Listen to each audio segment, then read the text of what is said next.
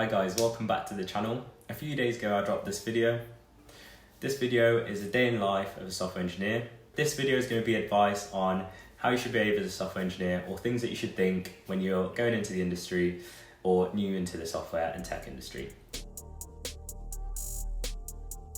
So your first tip is important in anything you do in your life, but especially when you're going from something old to something new. And this tip is to just believe in yourself.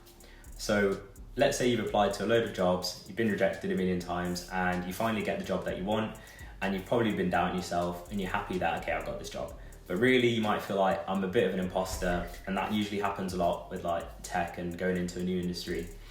But you need to believe in yourself, you need to know why you're there.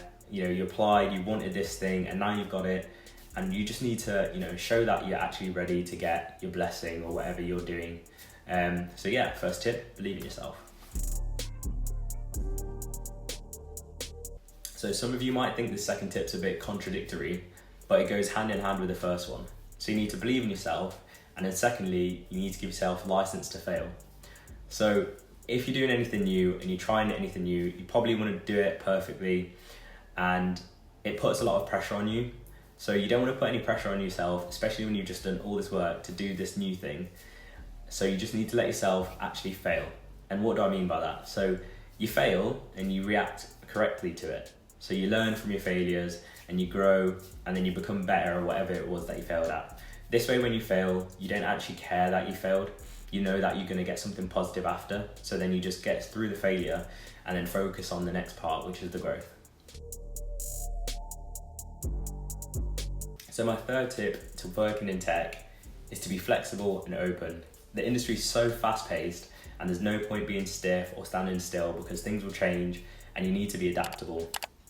Like, customers will change requirements all the time because they'll see something new and they'll see their competitors are doing something new, and they'll be like, oh, should we do that? And there'll be trends coming out, through your ears, and the government will change loads of laws. So you just need to be adaptable to all of this and make sure you're constantly keeping up with the pace. From the last three tips, you can see the general theme is just the fact that you have to change how you think a lot. So this last tip is literally to practice your code switching. So code switching is not anything to do with actually writing code, but you'll need this generally in life, where you go from one task and you might be in your flow state where you're just engrossed in this task, and then someone else asks you to do this new thing. And then when you try and do this new thing, all you can think about is what you were doing before. So that's an example of bad code switching. So to code switch and to practice code switching, you could just figure out some way of, how you best think of one task and then transition into the next thing.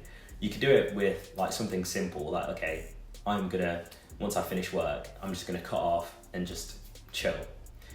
Or, practice thinking about something else in between, which blanks your mind, and then you go to this new task.